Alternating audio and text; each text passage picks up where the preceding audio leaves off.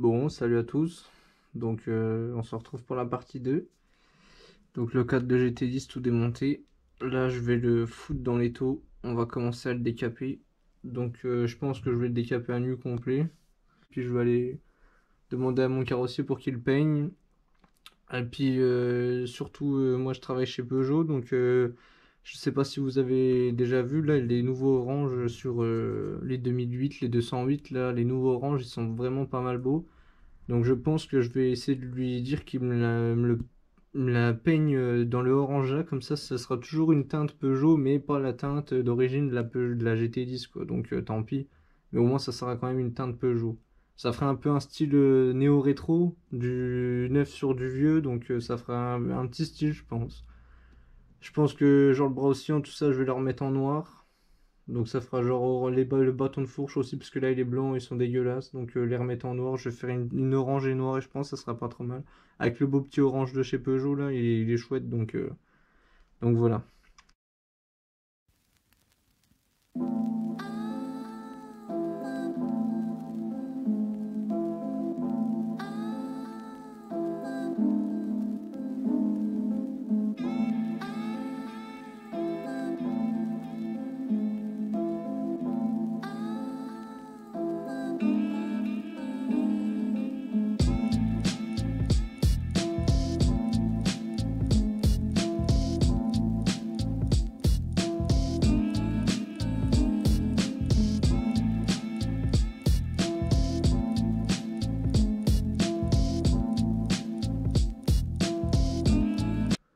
Donc là j'avais enlevé la plaque des mines déjà. J'essaierai de la remettre, mais le problème c'est... Vous voyez, ces espèces... je croyais que c'était dérivé, mais non, c'est des espèces de points de soudure, et j'ai peur que si on perce et qu'on met dérivé, on risque d'être... de gêner dans la colonne, donc je verrai bien. Ou alors je la mettrai ailleurs, je sais pas, on verra bien. Du coup, là j'ai changé de brosse, tout à l'heure je faisais avec la brosse... la brosse métallique, et là j'ai mis une brosse comme ça, là. Si tu veux décaper fort, vous voyez, enfin genre en 2 secondes, ça s'enlève, quoi. Donc c'est cool. The next day. Là, on va commencer à démonter tout ce qui est bras oscillant. Donc les pédales, l'axe de pédalier, le plateau, tout ça. Pour que... Ah oui, le guide chaîne ou le tendeur de chaîne. Bref, du coup, on démonte et puis voilà. Donc pour démonter les pédales, en fait, c'est des pédales à clavette. Donc ça, c'est genre sur les vieux vélos ou bah, sur les mobylettes. Donc c'est un boulon, genre là, c'est du trait, je crois. Et la clavette, elle passe là, parce qu'en fait, c'est l'axe, il est... l'axe de pédalier, on va dire, il est un peu coupé. C'est votre clavette qui retient la pédale dans le trou, quoi. Mais souvent, c'est grippé, c'est une misère. Donc moi, je vous conseille de les desserrer un petit peu. Balancer du dégrippant à mort, commencer à les choquer un peu, à taper dessus, et si ça vient pas, bah, on chauffe au chalumeau à fond. Dans la théorie, après, une fois qu'on démonte là, il y a peut-être des clips ou machin, le plateau il sort, le pignon normalement, généralement il est sur le plateau, donc il sort aussi, et après tout sort comme ça.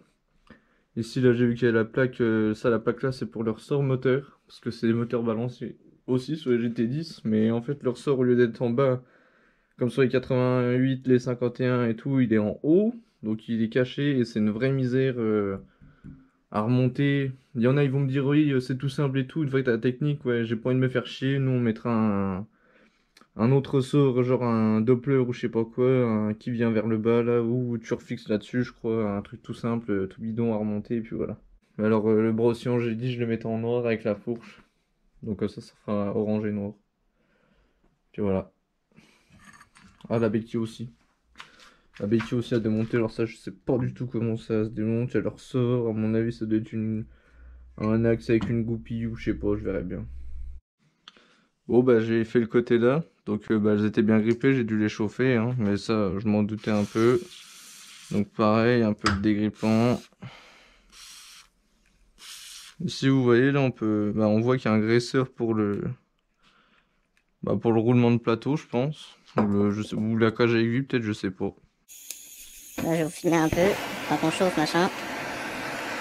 Après, on va la sortir tranquillement.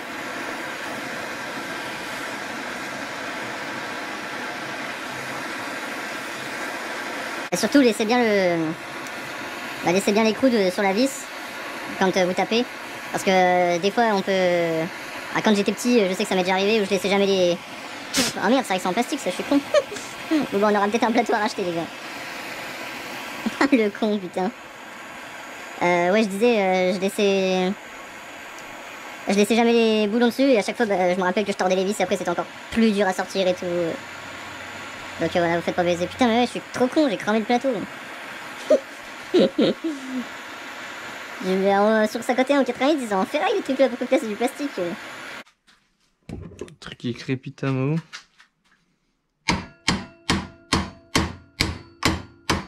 Voilà, hop, elle est descendue.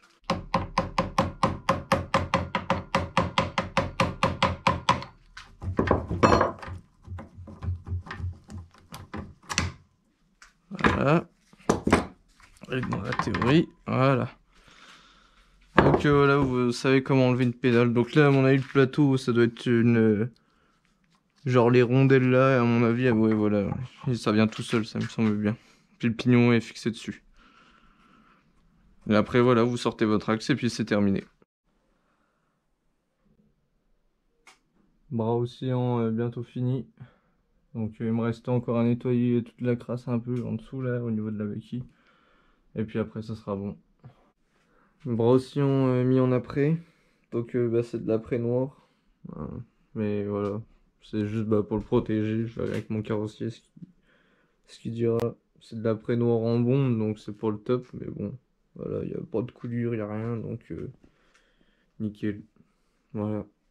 C'est juste pour le protéger, comme je l'ai mis à nu. C'est pour pas qu'il repique en attendant qu'il puisse me le peindre, quoi.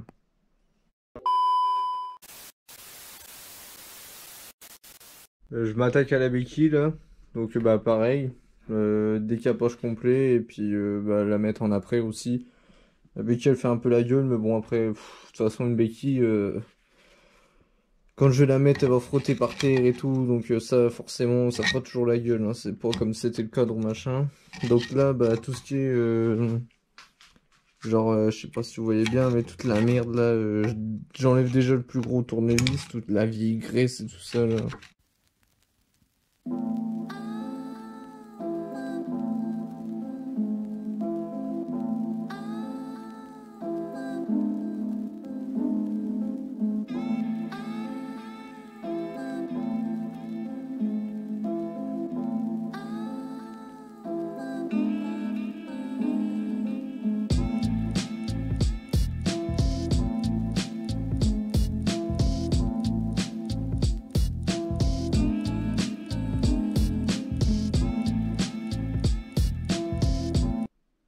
Là, on est sur les bâtons de fourche. Je viens de les démonter bah, du T inférieur. Donc c'est tout simple, hein. Vous avez une vis à l'endroit là, une vis de 10 avec un écrou. Vous desserrez, les bâtons ils sortent vers le bas. Donc ensuite on a un cache-poussière là. Donc vous appuyez sur le ressort comme ça là. Vous décalez. Et les bâtons, ça se tourne. Vous les dévissez. Il n'y a pas de joint spi, il n'y a rien. Là-dedans, c'est des ressorts. Sur les 88, genre, c'est des grands ressorts. Mais là, ça doit être des ressorts dans le fond. Faut que j'éclaire, faut que je regarde. Donc là, bah, je nettoie ça bien. Et puis, on va commencer, bah, pareil, à décaper les bâtons de fourche. Enfin, les bas. Là. Les décaper. Le T, pareil, je vais le décaper aussi. Et puis, bah, ceux-là, je les mets en noir. Le bas de fourche décapé. Donc voilà, ça part relativement bien. Je vais faire à la brosse les dernières soudures, tout ça là, parce qu'avec la grosse, avec la brosse là, j'arrive pas. Il faut que je prenne une brosse métallique là. Voilà les deux bas de fourche, terminé. Mis en après, bah, j'en ai plus donc il me manquera. Je les reponcerai vite fait au petit grain et puis je leur mettrai un petit coup. Parce qu'il y a deux, trois endroits où il m'en manque, genre un endroit, je sais plus c'est où. Donc voilà.